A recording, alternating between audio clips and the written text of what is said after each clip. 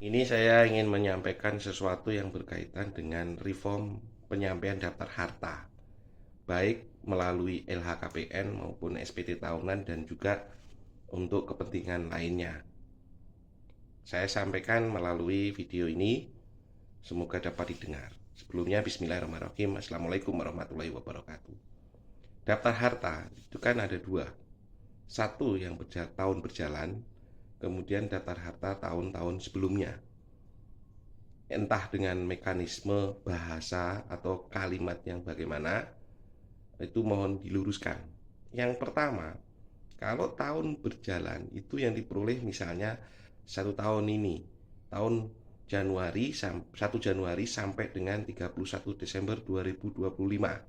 Tercatat dalam kolom baris tersendiri. Kemudian yang daftar harta yang tahun-tahun sebelumnya, yaitu tahun 2000, 2024, 2023, 2022 dan sebelumnya, itu tercatat dalam kolom yang terpisah. Itu untuk membedakan dan melinearkan, mengkoherenkan, menyambungkan, dan menganalogikan dengan logika yang sama. Artinya begini, penghasilan itu kan diperoleh dari tahun berjalan. Kemudian daftar harta yang ditabung itu kan bisa dari tahun-tahun sebelumnya. Jadi penambahan harta satu tahun periode itu dapat diakumulasi dengan tahun-tahun sebelumnya, sehingga dapat dibedakan dari mana seseorang memperoleh penambahan harta.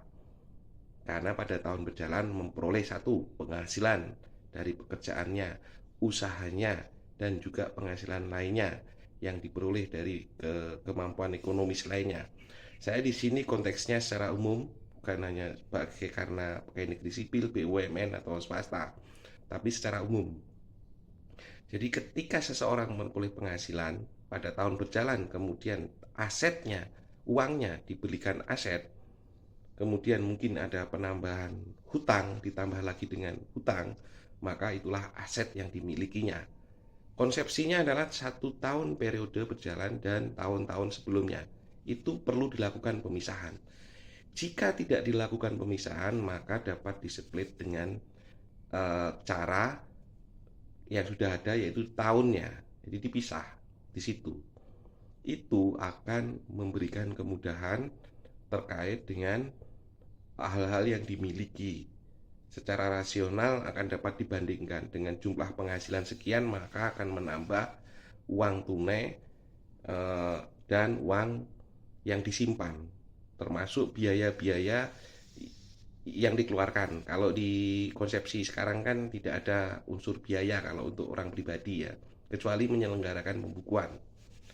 Nah, kalau yang tidak menyelenggarakan pembukuan ini kan pencatatan, yang artinya tetap aja ketika dihitung secara satuan estimasi atau perkiraan, itu dapat diperhitungkan atau dipertanggungjawabkan dengan benar.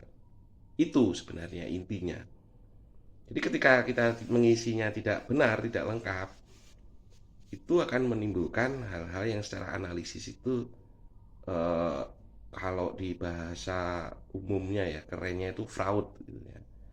Tapi saya tidak mengarah ke lebih ke situ dulu. Jadi saya bagaimana metode mencatatnya dulu. Gitu. Itu penting sekali sebenarnya. Karena apa? Itu akan menimbulkan ketidaksesuaian. Nah, saya lebih tepatnya akan ada muncul ketidaksesuaian atas pencatatan antara penghasilan yang diperoleh, baik ditanggung oleh negara, ditanggung oleh pemotongnya BUMN, swasta, maupun diperoleh dari penghasilan selain dari pekerjaannya atau usahanya, yaitu misalnya ada pengembalian aset, warisan, hibah, klaim asuransi, biaya siswa dan sebagainya, itu menjadi dapat diperhitungkan dengan benar hitungannya. Mengenai kebenaran nominal adalah masing-masing yang mengisi, tapi setidaknya itu menjadi bagian yang benar. Jadi mungkin kolom harta ya baik di LHKPN atau SPT tahunan ini menurut saya agar lebih mudah itu dipisah sebenarnya. Satu kolom harta tahun berjalan, yang kemudian yang kedua kolom baris tahun-tahun sebelumnya, agar lebih mudah untuk mengetris. dan dilakukan analisis tindak lanjutnya. Ini kita ini mau ngapain terhadap orang ini, gitu kan. Seseorang ini, gitu kan. Entitas ini, gitu. Nah, itu mudah-mudahan didengar. Alhamdulillah saya telah menyampaikan. Wabillahi taufik wal hidayah. Wassalamualaikum warahmatullahi wabarakatuh.